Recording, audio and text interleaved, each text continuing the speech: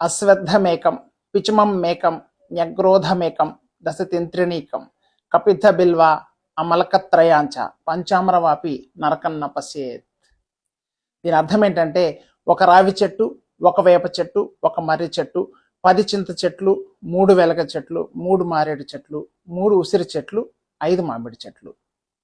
వీటిని నాటి సంరక్షించిన వారు నరకం చూడవలసిన అవసరం ఉండదు అని స్కంద పురాణంలో వ్యాస మహర్షుల వారు చెప్పడం జరిగింది. ఇక్కడ నరకం అంటే ప్రస్తుతం మనం ఫేస్ చేస్తున్న అతి కలుషితమైన వాతావరణంగా భావించవచ్చు. ఈ ఒక్కొక్క చెట్టు 70 నుంచి 100% వరకు కార్బన్ డైఆక్సైడ్ని గ్రహించి వాతావరణంలో ఆక్సిజన్ను పెంచుతాయి. అలాగే ఇవి భూమి ఉష్ణోగ్రతను తగ్గిస్తాయి. భారతీయ గ్రంథాల్లో రావి చెట్లను చెట్ల రాజుగా అభివర్ణించారు. కారణం, రావి చెట్టు 100% కార్బన్ డైఆక్సైడ్ని గ్రహిస్తుంది. మన దేశంలో రావి, మర్రి, వేప చెట్లను పసుపు కుంకుమలతో పూజిస్తారు. భారతదేశం యొక్క పర్యావరణ పరిస్థితులకు ఆ కాలంలోనే వాటి యొక్క ఇంపార్టెన్స్ అండ్ నెసెసిటీని గుర్తించి వాటిని సంరక్షించే నిమిత్తం వాటిని పూజించే సంస్కృతిని మన పూర్వీకులు ప్రారంభించారు.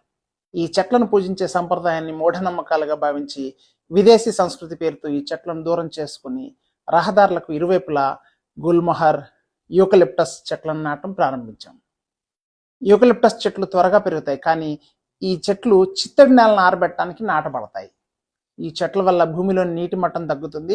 గత 40 ఏళ్లలో యూకలిప్టస్ చెట్లను విరివిగా వాడటం వల్ల మన పర్యావరణం దెబ్బతింది.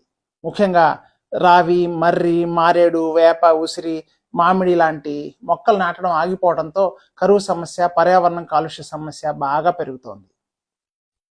రాబోయే సంవత్సరాల్లో ప్రతి 500 మీటర్లకు ఒకటి చొప్పున ఈ చెట్లను నాటితేనే మన భారతదేశం కాలుష్యరహితంగా మారుతుంది. భవిష్యత్ తరానికి సహజ ప్రాణవాయువు, ప్రకాశవంతమైన పర్యావరణం సమృద్ధిగా అందాలంటే ఈ రోజు నుంచే పనులు మరియు ప్రచారం ప్రారంభించాల్సిన అవసరం ఎంతైనా ఉంది. అందుకే అన్నారు, వృక్షో రక్షతి రక్షితః. అంటే వృక్షాన్ని నువ్వు రక్షిస్తే అది నిన్ను రక్షిస్తుంది.